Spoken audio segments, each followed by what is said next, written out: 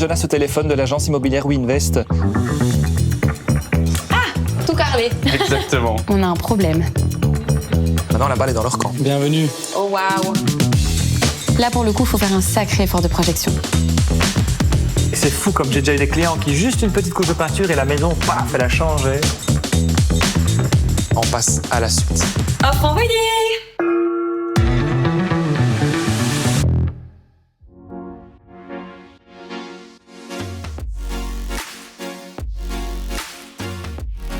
Coucou. Salut Léa, tu vas bien? Oui, très contente de te retrouver dans ce contexte. Ok, waouh. Bon, bah écoute, on se retrouve ici donc pour la visite. Donc comme tu vois, c'est une maison bel étage. Ouais. C'est une maison qui date de 1973, mais qui a été rénovée. Donc voilà, on va faire un petit peu le tour ensemble. Ici, au niveau du rez-de-chaussée, tu as un garage avec une buanderie et une toilette. Mais je te propose qu'on aille directement au niveau des pièces de vie. Ça Parfait, va? je te suis. Je t'en prie. Je passe, d'accord, parfait. Ouh, je vois tout de suite, c'est hyper lumineux. Exactement, c'est une grosse force du séjour ici, c'est que du coup c'est traversant, donc c'est hyper lumineux. Comme tu vois, tu as toute une série de baies vitrées ici, et alors là, de ce côté-là, on est côté jardin. Donc on commence la visite par le salon, qui est pour moi une des pièces principales de la maison, avec le plus de points positifs. C'est une pièce qui est dite traversante, donc on a vraiment des fenêtres des deux côtés, d'est en ouest, et donc ça apporte une super belle luminosité. Je sais que c'est un point qui est très important pour Léa, et donc il était essentiel pour moi, pour peut-être déclencher ce coup de cœur, de lui faire commencer la visite par cette pièce-là. Ici, au niveau du sol, comme tu vois, c'est un carrelage imitation bois. Donc, c'est vrai que ça donne ce côté un peu plus chaleureux que du simple carrelage. Et puis, l'avantage, c'est que c'est très facile d'entretien aussi.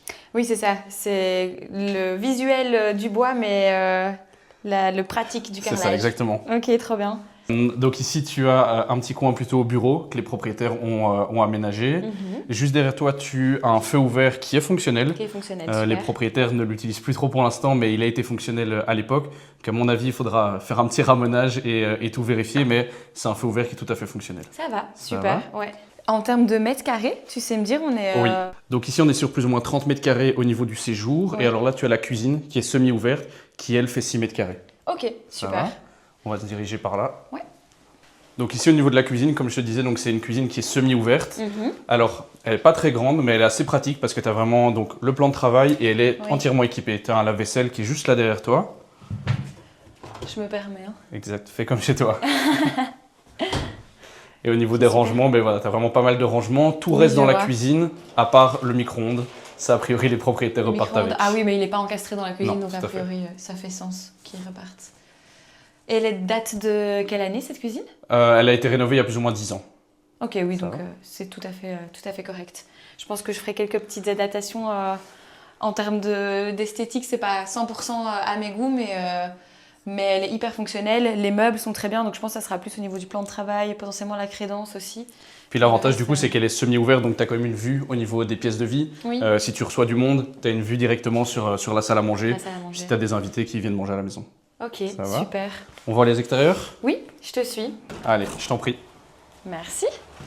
Ensuite, on est passé au niveau des extérieurs et du jardin. C'est vrai que c'est un jardin qui est très agréable parce que il est assez en longueur, il est vert, il est très arboré, donc il plaisait à Léa. Malgré tout, j'ai attiré son attention sur le fait de prendre peut-être un petit peu de recul au niveau du jardin pour observer tous les éléments plutôt techniques, avoir une meilleure vue d'ensemble sur la toiture, par exemple.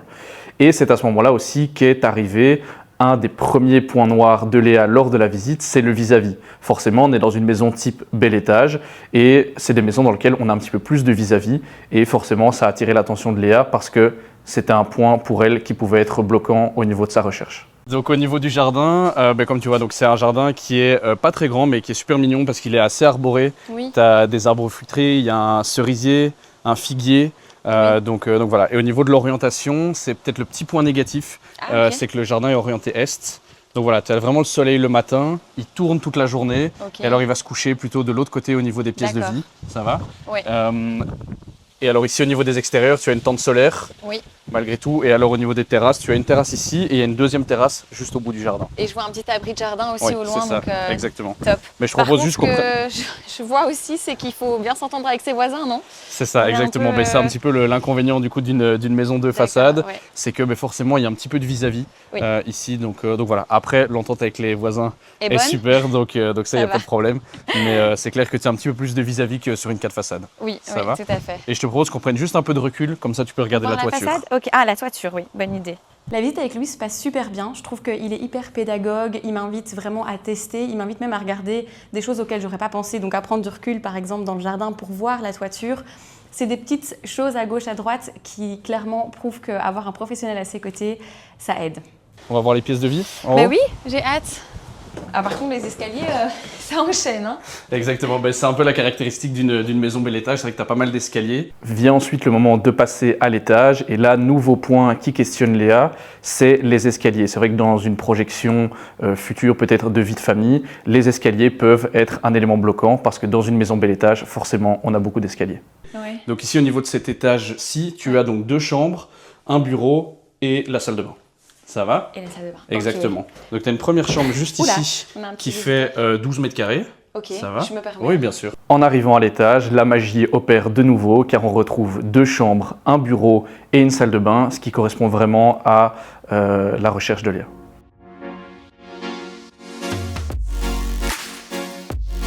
Je me permets, je teste. Oui, bien sûr. Alors ici, au niveau des châssis, donc c'est des châssis double vitrage en PVC qui datent de 1995. D'accord. Et petit truc pour tes prochaines visites, je ne sais pas si tu sais, mais régulièrement, tu as la date de construction des châssis qui est présente à l'intérieur. Donc voilà, si l'agent immobilier ou que le propriétaire ne les connaît pas, souvent ils sont marqués à l'intérieur. Ok, super. Bah écoute, c'est Donc bon à ici- savoir. Ici, c'est des châssis de 1995. Franchement, ils sont encore en bon état. Peut-être qu'un jour, il sera temps de les changer, mais honnêtement, pour l'instant, il n'y a pas de travaux à faire. Et l'avantage aussi, c'est que dans toutes les pièces, tu as à chaque fois une moustiquaire. Bien pratique pour dormir en Qui été, reste à la chaque fenêtre fois ouverte. Oui, oui, tout à fait. Ah super, bah écoute, c'est que du positif. Je découvre une très sympathique petite maison. Au fur et à mesure que j'avance dans les pièces, je m'y sens bien. Je trouve que la maison est lumineuse. Je me projette et en même temps, je sens qu'il y a quelque chose qui coince. Bon, bah, écoute, je t'emmène voir la suite. Ouais, je te suis. Ici, donc, tu as un bureau. Ah oui. C'est un bureau qui fait 5 mètres carrés, donc c'est pas très grand, mais c'est quand Ouais. même bien pratique, surtout en 2025. Pas mal de gens qui aiment faire du télétravail, donc C'est vrai. au moins ici, tu as ton petit espace de travail. Tout à fait. Ou bien même un petit dressing. Enfin, je sais pas encore ce que je vais voir après, mais Ça peut être un dressing, mais tu verras qu'il y a encore d'autres pièces, à mon avis, qui pourraient servir de dressing. D'accord, bah Ça va écoute, hâte de voir ça alors. Et donc ici, tu as la deuxième chambre de cet étage-ci, donc c'est une chambre qui fait 12 mètres carrés. D'accord. Donc voilà, c'est une belle taille de chambre. Ouais. Après ici, on parlait de dressing. Tu vois qu'il y a déjà Il y a un des grand rangements. dressing qui prend de la place. Ouais. Donc soit tu mets un dressing plus petit pour vraiment l'aménager en chambre, ou alors tu peux vraiment faire ton espace dressing ici. Oui, Ça et va même avec le placard, j'ai l'impression qu'on a encore la place pour mettre un lit simple ou... Oui, Malgré tu tout. peux mettre un lit simple. Si tu mets une garde-robe un petit peu plus petite, tu peux Mhm. peut-être même mettre un lit un double.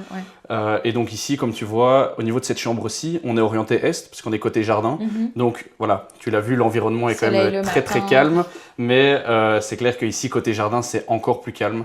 Et donc voilà. Ouais. Mais comme tu le remarques, du coup, il y a un petit peu de vis-à-vis avec les voisins, c'est le point que tu relevais dans le jardin. Oui, c'est ça. En fait, je me dis que si j'ai aussi bien vu sur leur jardin, c'est qu'ils doivent avoir aussi bien vu sur le mien. Exactement. Ça Donc voilà. va. Mais après, la vue, très très jolie. Le jardin est hyper bien aménagé, donc ça, c'est tout à fait positif. Ouais. Bah écoute, je te propose qu'on aille voir la salle de bain et puis on va voir la chambre parentale. Ça marche. Ça va? Je pense que ce qui me bloque, c'est que j'ai toujours vécu dans une maison 4 façades. Et là, en fait, d'avoir la sensation d'avoir les voisins aussi proches, je me sens presque un peu observée. Ah, tout carrelé. Exactement. C'est bien bleu. Donc Oui. ici, on est dans... Donc c'est la seule salle de bain de la maison. Ah Ça oui, va. ok. Euh, Pour combien de chambres? pour 3 chambres et un bureau. Ok. Ça va. Et donc ici, c'est une salle de bain, mais qui est hyper complète. Tu as une baignoire, une douche, un WC et 2 éviers. Très complète, effectivement. La douche, c'est ce qui m'importe le plus. C'est un petit peu dommage que le WC soit pas séparé, mais bon, Oui. c'est pas catastrophique, hein, mais... Malheureusement, ça n'avait pas poussé les murs. Donc, Non, j'imagine. donc voilà. Et comme tu le vois, tu as pas mal de rangements. Tu as une petite armoire qui est là derrière toi. Oui, je vois. Et alors, tu peux ouvrir, mais tu as encore pas mal de rangements sous le meuble évier également. Ah, j'aime bien les poutres qui sont repeintes, ça fait un peu plus moderne. Exactement. Mais ici, c'est le grenier qui a été aménagé donc, en chambre. Mhm. Donc, on est sur une chambre, plutôt la chambre parentale, qui fait 23 mètres carrés. Ok. Voilà. Donc ici, au niveau de la chambre, tu as 2 Velux au niveau des points d'entrée lumineux. Ouais. Permet d'avoir un petit coup d'œil sur la toiture également. Ah oui, qui a l'air quand même en bon état. Oui, tout à fait. Elle est en bon état.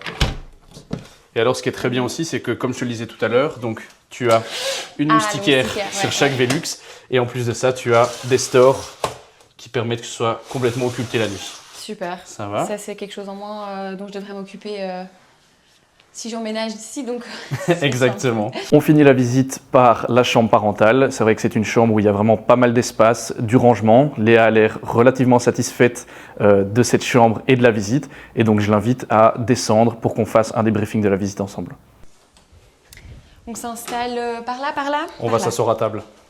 À la fin de cette visite, je suis un peu mitigée parce que je vois le potentiel de la maison et en même temps, j'ai un côté rationnel qui me laisse penser que ce n'est peut-être pas la maison. Alors Léa, qu'est-ce que tu en as pensé de cette visite? En fait, je suis hyper mitigée parce que je me sens très très bien dans la maison. À chaque fois que je découvre une nouvelle pièce, je suis assez emballée. En termes de critères, et je comprends tout à fait que tu me les présentais parce qu'en termes de critères, elle coche tout, le nombre de chambres, le PEB, la luminosité qui était super importante, exactement. Donc en soi, vraiment, le jardin aussi, il n'y a rien à dire en tant que tel. Là où ça me questionne un peu, c'est déjà ce format bel étage, beaucoup d'escaliers, etc. Je sais pas si sur du long terme, là aujourd'hui ça me dérange pas, j'ai monté une fois les escaliers. Dans 40 ans, est-ce que dans 40 ans tu te verras toujours vivre ici? C'est ça, c'est un peu la question que je me pose. Après, je ne suis pas non plus en train de dire que je cherche la maison dans laquelle je vais faire mes derniers jours. Hein. On s'entend. Mais même au quotidien, tu sais, à un moment donné, si tu as des enfants, avoir autant d'escaliers, etc., c'est toutes des choses qui me questionnent. Après, ce n'est pas un projet à court terme où je vais avoir des enfants. Donc, est-ce que ça doit me bloquer aussi? Bien sûr. Voilà, j'ai un peu des questionnements. Et puis, il y a cette histoire de vis-à-vis avec le jardin aussi. C'est pas radical, mais tu vois, même là, je te parle et je vois des fenêtres en face de personnes qui pourraient... tout à fait. Donc, bon, après, je me dis, encore une fois, tu mets des voiles occultants, etc. Donc, je suis très mitigée parce que je me sens très bien. Je trouve que la maison est vraiment agréable. Et d'un côté, il y a des petits points où je me dis, je ne sais pas, en fait.